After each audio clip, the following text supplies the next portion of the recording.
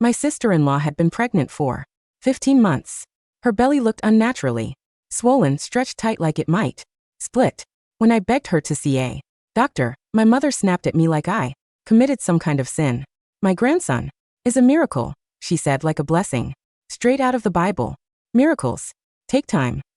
I didn't listen. I took Tiffany to a clinic anyway. There was no baby, just a massive growth. And instead of being relieved that I caught it before it killed her, they turned on me. In my last life, they screamed that I destroyed their golden child. And when I tried to defend myself, they shoved me hard and I went tumbling down the stairs. I remember the impact, the panic, the world going sideways. Then darkness. But when I opened my eyes, again the blood was gone.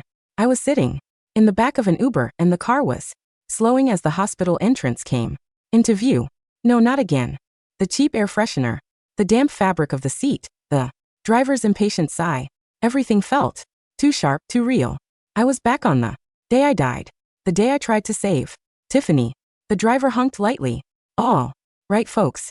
Mercy General Hospital. We're here. Tiffany turned to me with that familiar, entitled sneer. Chloe, what the hell did you bring me to a hospital for? I told you I don't need a checkup. My baby is perfect. She rubbed her oversized belly like it was a trophy. My skin went cold.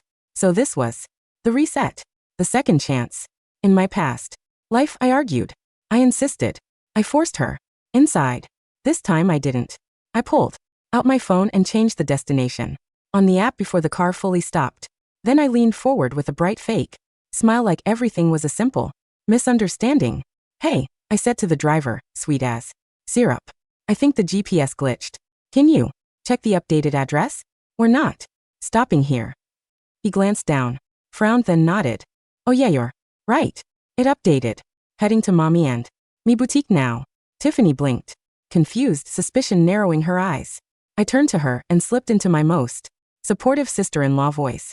Tiffany, look at you. You're about to pop. I realized dragging you to a doctor was too much. I wanted to do something nice. Instead, let's go shopping. I'm going to spoil my future nephew with designer baby clothes. You know, show some love. From his favorite aunt. Her face lit up. Instantly. Greet smothered suspicion. Like a blanket. Well, finally, she said, pleased with herself. That's more like it. About time you started acting supportive. We spent an hour in the boutique. I bought a ridiculous pile of overpriced baby items while she waddled through the aisles like a celebrity on a red carpet. On our way out, she even grabbed a free sample of expensive formula like she'd earned it. Whatever. A few hundred was a small price to pay to keep my life this time because I remembered what happened last time in my past life. The doctor had detained us with a grim expression. If we don't operate soon, he'd said she may not have much time. They didn't know what the mass was at first, benign or malignant, but it was large and dangerous and her body was already struggling. Surgery pulled out something no one wanted to talk about afterward. Not a baby, but a serious medical crisis that had been growing unchecked. Tiffany couldn't handle the truth. She was terrified. People would whisper, terrified she'd be laughed at, terrified of being seen as anything less than blessed. So she made it my fault. And my mother, practically begged for someone to blame. In my past life, she looked at me with wild eyes and a voice full of fury. You're jealous, she accused. Your brother finally gets a son and you had to ruin it. You ruined our miracle. She called me every name she could think of, like cruelty was a sport. And when I tried to leave, when I tried to breathe, they cornered me. I remember the shove, the railing, the drop, the sickening realization that the people I tried to save were the ones who ended me. Not this time. This time I was going to respect their choices, their fate, their delusions. Let them have it. It was pouring rain. When we got back to the house, we were soaked by the time we stepped inside. My mom came out of the kitchen carrying a bowl of hot soup for Tiffany as if she were a sacred vessel. Then she looked at me with pure venom.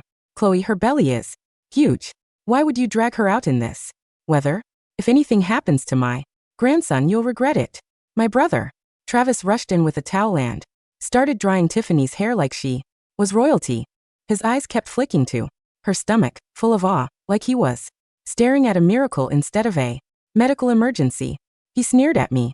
Just because you can't have kids doesn't Mean you should take it out on her. The irony almost made me laugh because Travis wasn't entirely wrong.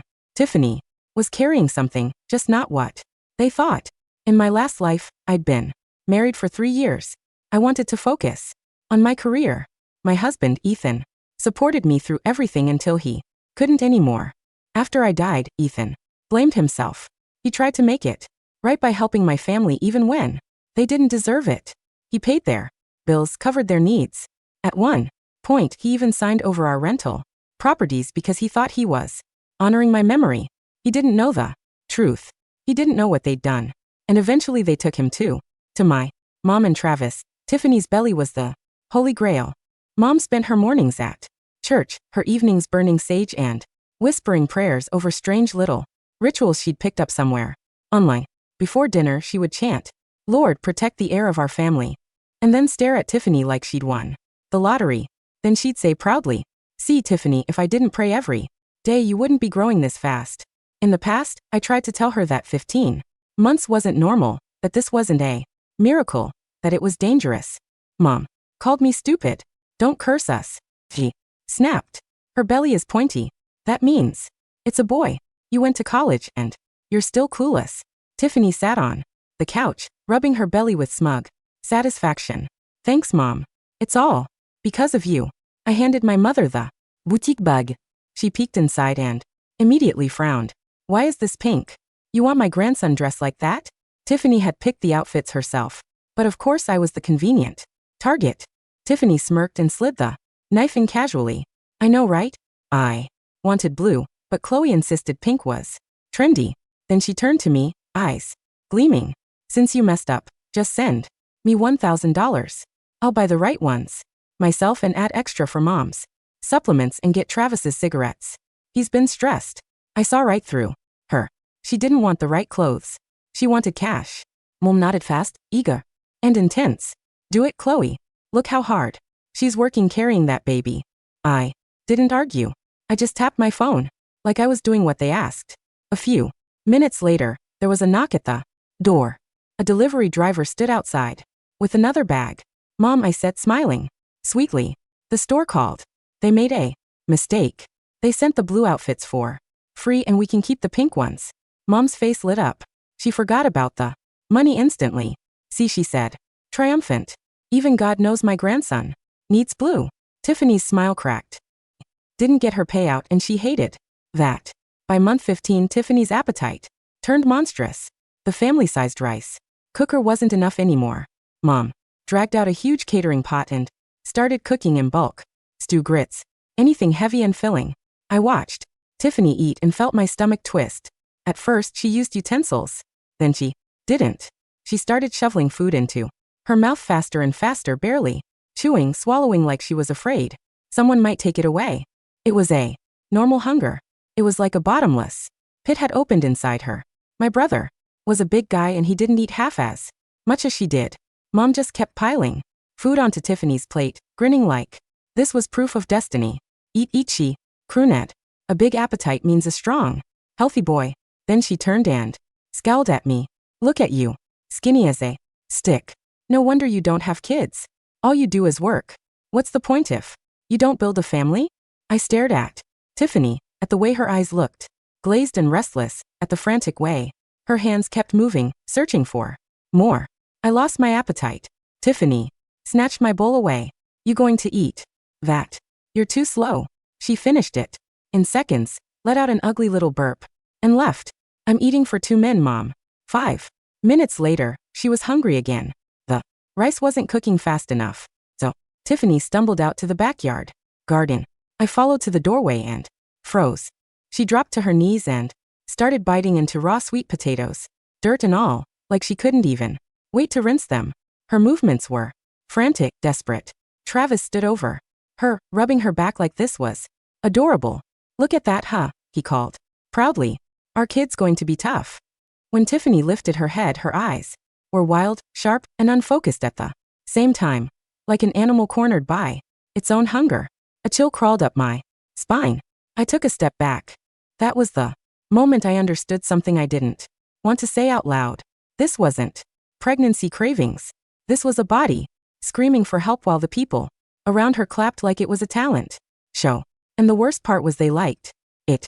They liked the spectacle. They like the way her belly made them feel. Important, chosen, special. Tiffany's pain was just background music to their fantasy. By month 16 it got worse.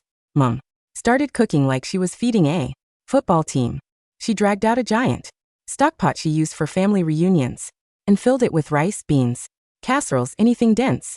Tiffany would sit there and devour it with a blank stare like the food was disappearing into a place that never filled. I watched her hands move faster, rougher, less human. Travis kept bragging. "That's my kid," he'd say, like this was proof of strength instead of a warning sign. Mom kept praising her. "Eat up," she cooed. "My grandson needs to be big and strong." Then she'd turn and slice into me. "You've never been pregnant. You don't understand. If you just hurry up and give us a baby, you'd see." I didn't even answer. I didn't have the energy to argue with delusion anymore. Tiffany leaned over and snatched my plate again. "If you're not hungry, I am." I stared at her while she ate and felt my stomach turn. Not from disgust at first, but from fear, because she wasn't savoring anything. She wasn't even really tasting it. She was feeding something inside her that didn't care who it hurt as long as it got more. And when the kitchen ran out, she started looking elsewhere. She'd wander toward the fridge, toward the pantry, toward anything that could be torn open. She started wanting things that weren't meant to be eaten, like that. Raw, cold, unfinished. The kind of cravings that made Mom's smile twitch just for a second before she forced it back into place. "It's fine," Mom insisted. "People eat fancy raw food at expensive restaurants all the time." She said it like she was defending a lifestyle choice. One night, Tiffany reached for something Mom had bought, and Mom finally hesitated. "No," she said quickly, trying to block her. "Let me cook it first. That could make you sick." So Mom did understand danger when it suited her. Tiffany didn't even look at her. She just shoved past hard, like Mom was a chair in her way. Mom hit the floor with a surprised little gasp, and she turned that rage on me instantly. "Chloe, do something. Grab her." My heart hammered. In my last life, I would have lunged. I would have tried to hold Tiffany back, to protect her, to protect everyone. This time I stayed exactly where I was because I remembered that railing. I remembered the shove. I remembered how easy it was for them to decide I was disposable. I backed away. Instead, Tiffany's breathing was loud, frantic, like she was fighting something inside her. Travis tried to restrain her, and she fought him too, wild, sharp, not thinking, not caring. When he yelled and stumbled back, he finally snapped and slapped her across the face. For a second, she froze. Then she blinked like she'd just woken up. Mom scrambled up, rubbing her hip, her eyes blazing. "See," she hissed at me. "You're useless. You only know how to run." I didn't argue. I went to my room, shut the door, and locked it. And in the quiet, I told myself the words I'd been repeating like a prayer since the reset. Respect their choices. Respect their fate. Protect your life. By month 17, the house didn't feel like a home anymore. It felt like a stage where something ugly was slowly being revealed, and everyone kept pretending it was part of the show. Tiffany stopped wanting cooked food altogether. She'd stand in front of the fridge with an eerie calm, scanning shelves like she was hunting. Mom started buying strange things, insisting it was all for the baby, insisting she'd read online that the body knows what it needs. She didn't want to admit she was scared, so she called it wisdom. Neighbors started noticing. They'd see Tiffany waddling around, bloated and pale, and they'd whisper on the sidewalk. They'd ask questions in that careful way people do when they're trying not to sound like they're accusing you of something. "How long has she been pregnant again?" Mom would smile. "Too wide. Blessed pregnancies take time." By month 18, Tiffany wasn't eating much at all. Instead, she started waking up at night, clutching her stomach, pacing the halls like she couldn't escape herself. Her cries seeped through the walls, long, strained, desperate sounds that made the hair on my arms rise. One morning, I saw her lift her shirt to rub her belly, and for a split second the skin moved in a way that didn't look like a baby kicking. It looked wrong. Mom was watching too, and her face lit up like a kid seeing fireworks. "You see that?" she said, delighted. "That's movement. My grandson is strong." I didn't answer. I couldn't, because Whatever was happening under Tiffany's skin didn't feel like life. It felt like a warning. The neighbors finally snapped. One evening after Tiffany screamed through another midnight hour, someone pounded on our door. A few voices shouted from the porch. Enough. We have kids trying to sleep. She needs a doctor. That isn't normal. She's been like that forever. Mom burst outside. Like a storm, her robe flapping, her eyes manic. Mind your business. He shrieked. You're jealous. Jealous. Because my grandson is going to be somebody. They tried to reason with her. So Mom grabbed a kitchen knife. Not in some calm, calculated way, more like a woman who'd lost the plot and decided the world was the enemy. The neighbors scattered, terrified, and Mom chased them down the walkway, screaming about curses and blessings and destiny. When she came back inside, she slammed the door and pointed at me like I'd betrayed her. If anything happens, she hissed, it'll be because of you. That same night, Tiffany collapsed to the floor, holding her belly, screaming like she'd been ripped open from the inside. She started pounding at herself in panic, like she was trying to make the pain stop. Mom dropped to her knees in front of her, sobbing and begging, don't do that. Please, you'll hurt my grandson. Travis yelled at me, frantic. Call 911. I looked at him, and in my mind I saw the stairs again, the shove, the fall. My hand stayed still. You call? I said, voice flat. My phone's dead. Stared at me like I was a monster. Maybe I was. Or maybe I was just done being their sacrifice. Travis called. The ambulance came. Mom rushed out with Tiffany still wailing, still praying out loud like her words could rewrite reality. Before she left, Mom spun back and barked at me. Go to work tomorrow and ask your boss for an advance. Babies cost money. I didn't respond. I just stood there and watched the taillights vanish into the rain. When the house went quiet, I felt something inside me settle. Not peace, not relief. Decision. That night, my husband Ethan came home from a long work trip, tired and travel worn, and I threw my arms around him so hard he staggered. He laughed softly, surprised. Chloe, what's going on? I pulled back, searched his face like I was making sure he was real. Then I whispered, let's leave. His expression shifted, cautious. Leave where? Anywhere, I said. Just away from them. Away from this house. Away from all of it. Ethan had always wanted distance. He tried gently to get me to stop letting my family drag me into their chaos. But I kept clinging to the idea that maybe one day Mom would soften. Maybe Travis would grow up. Maybe I'd finally be treated like family instead of a tool. Now I could see how stupid that hope had been. Ethan touched my cheek, eyes steady. Are you sure? I nodded. Ave. Never been more sure of anything. By afternoon we were gone. We moved. Quietly, quickly. Only what mattered. Only what we could carry without looking back. Ethan's job was based up north in a city where no one knew my mother's name or my brother's face. A place where the air didn't taste like old grudges. On the plane, I kept my phone off. When we landed, I turned it on. The screen lit up like a warning flare. 23 missed calls from Mom. I waited until I was in the back seat of Ethan's car, until the doors were shut, until I could breathe. And then I answered. Mom's voice exploded through the speaker. Where the hell have you been? I've been calling. Do you know what you've done? I kept my tone light, almost sweet. Hey Mom. I just got off a flight. How's Tiffany?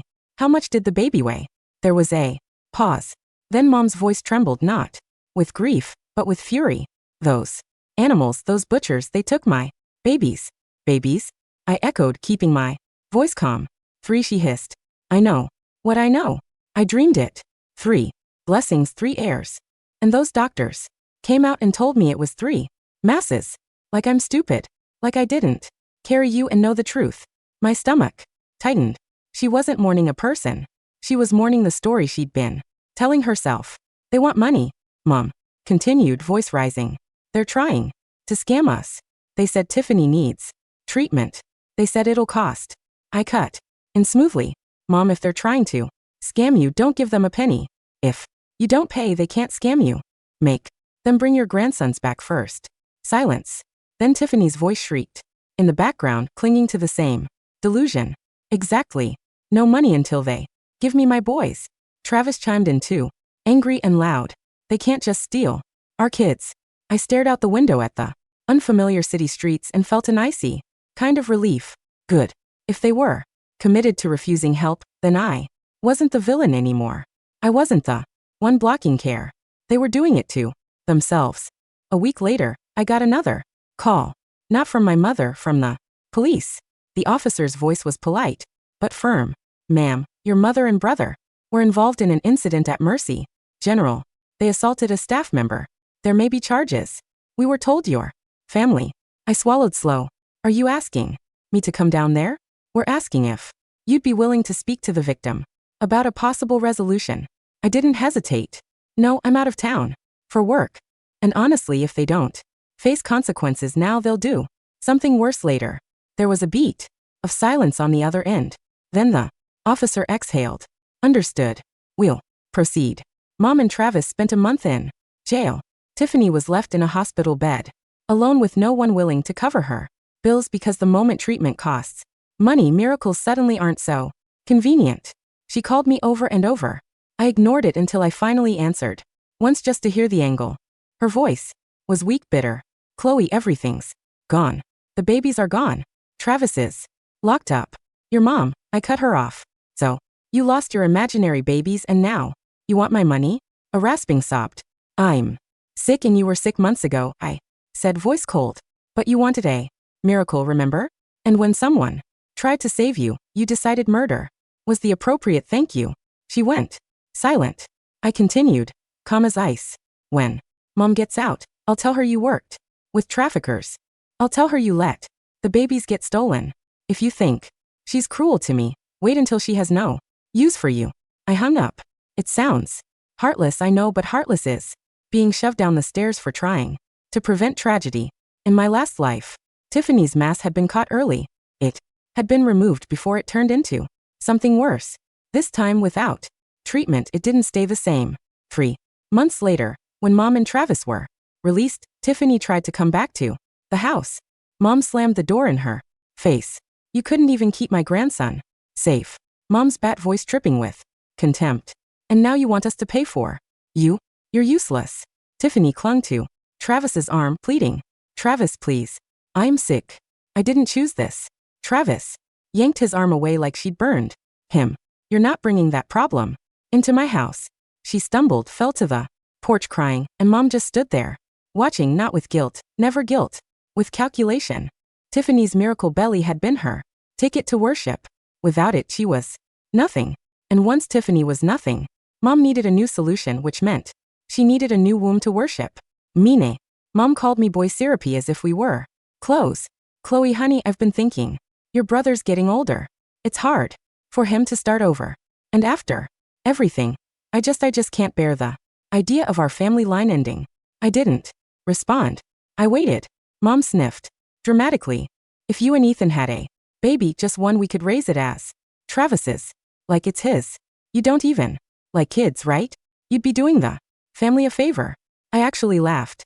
A short, ugly sound. You want me to have a baby handed over and pay you to raise it? Mom's voice sharpened. Watch your tone. I felt my jaw clench. That's illegal.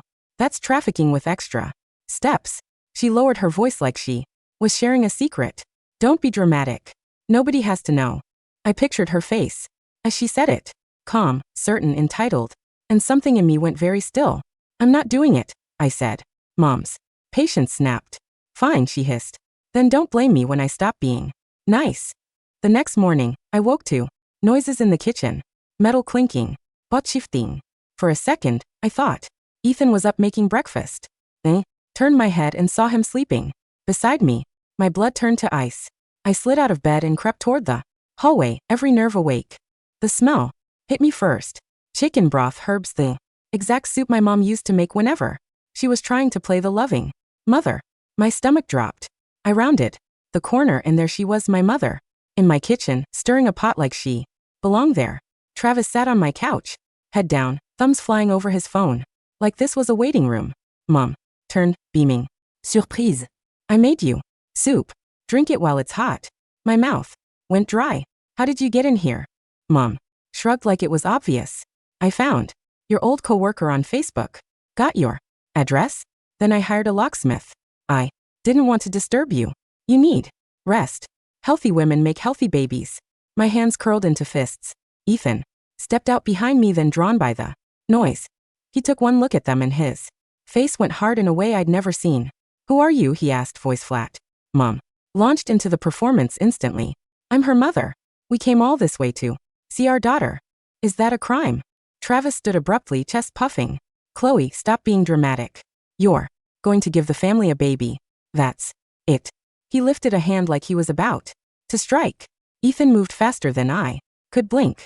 He grabbed Travis's wrist midair and twisted just enough that Travis hissed in pain and then dropped his arm.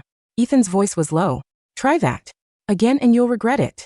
Mom's eyes went wide, offended, like she couldn't comprehend a man defending his wife against her rights as a mother. Ethan pulled out his phone. You have 5 seconds to leave before I call the police. Mom clutched her chest, tears appearing on command. This is what I get.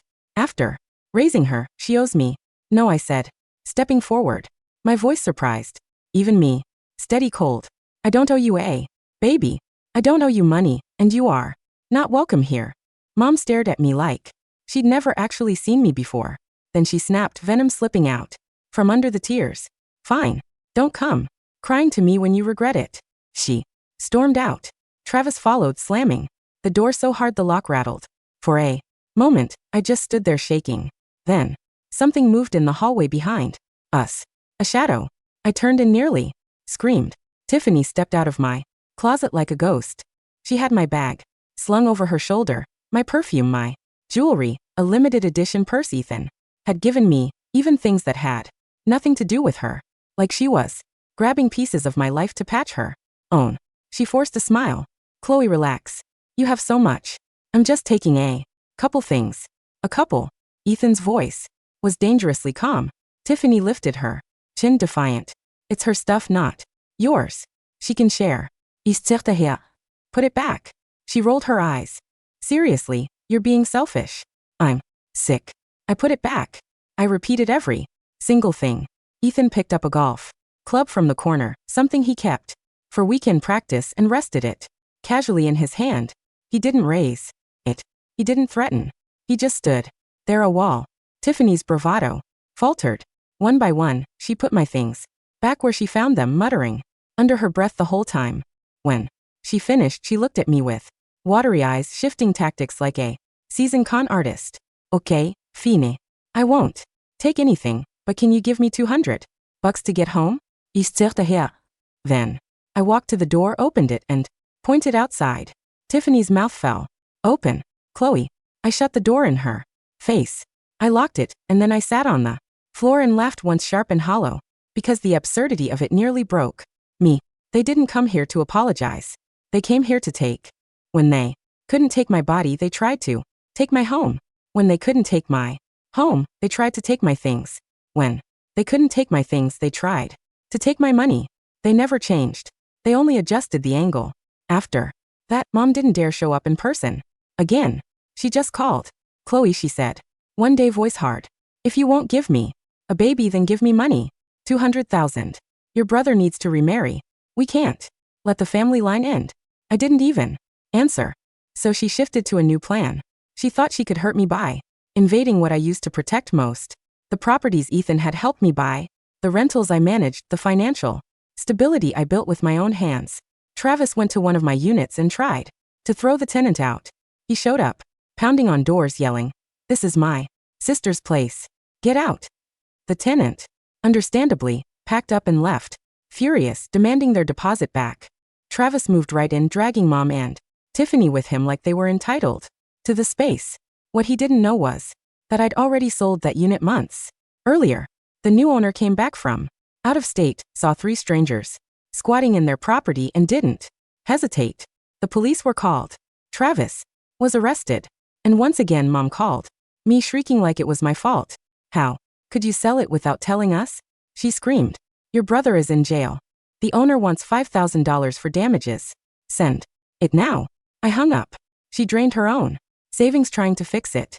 And when Travis finally got out, he didn't learn his lesson. He tried to sell other units too, dragging a realtor around, pointing at doors, promising deals, acting like he was the king of a kingdom. he didn't own. Those properties had been sold to one building's residents. People who'd watched my family cause chaos for years finally had enough. They didn't call the police right away.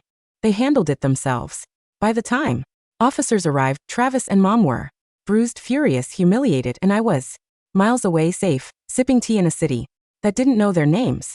That's when Mom tried a softer approach again. She called on video, eyes glassy, voice trembling. "Chloe, I heard from someone at the hospital. They said Tiffany might not make it." I said nothing. Mom swallowed dramatically. "I can't do this alone. I need to plan for the future. Your brother needs stability. If Tiffany dies, then what? What happens to our family name?" I let the silence stretch until she couldn't stand it. Finally, I sighed like I was giving in. "How much?" Her eyes sharpened instantly like a predator hearing a gate unlatch. "Million," she said as if she were asking for a cup of sugar. "Your brother deserves it. He needs a new wife, a fresh start, and you should help your family. $1 million. I almost laughed. Instead, I smiled gently. "Okay, I have some money in a time locked account. It'll mature soon. When it does, I'll send it." Mom's face softened into something that almost looked like relief. "I knew you'd come around," she said, voice suddenly sweet. "I knew you weren't as heartless as you act." We ended the call. And the moment the screen went dark, I forwarded the recording to Tiffany because in that recording, my mother admitted to everything that she'd known all along. What Tiffany had in her body wasn't 3 babies. That she'd used the stolen triplet story as a weapon against the hospital, against Tiffany, against reality because it was convenient. And now she was using Tiffany's illness as a bargaining chip to squeeze money out of me. I didn't send it out of kindness. I sent it because I wanted Tiffany to finally see the truth, and because I knew what Tiffany was when cornered. She wasn't a victim. She was a wildfire. Tiffany watched the recording and something in her snapped. Days later, chaos erupted in my old town. I heard it secondhand at first. Whispers, shaky phone calls from distant relatives, local gossip threads, online buzzing with, "Did you hear what happened at the house?" Tiffany showed up at Mom's place, looking nothing like the smug woman who'd once waddled through a boutique like a celebrity. She looked haunted. She confronted Mom, screaming, sobbing, demanding answers. Mom tried to deny it. Tiffany played the recording. And in that moment, Mom's mask cracked. Travis tried to intervene. Tiffany lashed out, wild with betrayal, lunging at Mom like she wanted to carve the truth out of her. Mom screamed and hid. Travis tried to restrain Tiffany. There was a struggle, a crash, a sickening thud, and Tiffany went down. Later, I was told she looked at Travis one last time, eyes wide, voice thin. "Why didn't you take me to the hospital sooner?" Like somewhere deep inside her, beneath the delusion and greed and performance, she'd always known. And then she was gone. Mom was arrested. Travis was questioned. Mom did what Mom always did. Controlled the story. She claimed it was all her, that she'd done everything, that Travis had tried to protect her. She took the blame like it was a crown. Travis walked free. For a while without Mom managing his life, Travis unraveled. Fast. He tried calling me, texting me, showing up in my new city like a lost dog, demanding help like it was his right. I blocked him. Months passed. Then one night I got a notification from an old contact back home. Travis had been arrested again. This time for something worse. Something irreversible. He was sentenced. And in the end he ended up where my mother had ended up too. Behind bars together. A twisted little family reunion. Years later, after everything had settled into silence, I went back once. Not to my old house, not to my old neighborhood, to the prison. I sat across from my mother in a sterile visitation room and studied her face. She looked smaller, older, like the universe had finally forced her to carry the weight of her own choices. When she saw me, her lips trembled, her eyes filled with tears that didn't look rehearsed. "Chloe," she whispered. I was wrong. I didn't respond. She swallowed hard. "I remember it now," she said, voice shaking. "I remember pushing you. I remember the stairs." My chest tightened. So she had come back too. My mother looked down at her hands, then back up at me like she was staring at a ghost. In my other life, I thought sons were everything. I thought they were my security, my proof, my power. I thought if I worshiped Travis hard enough, life would reward me. She let out a broken Sound half laugh, half sob. And what? Did it get me? A grave I dug with my own hands.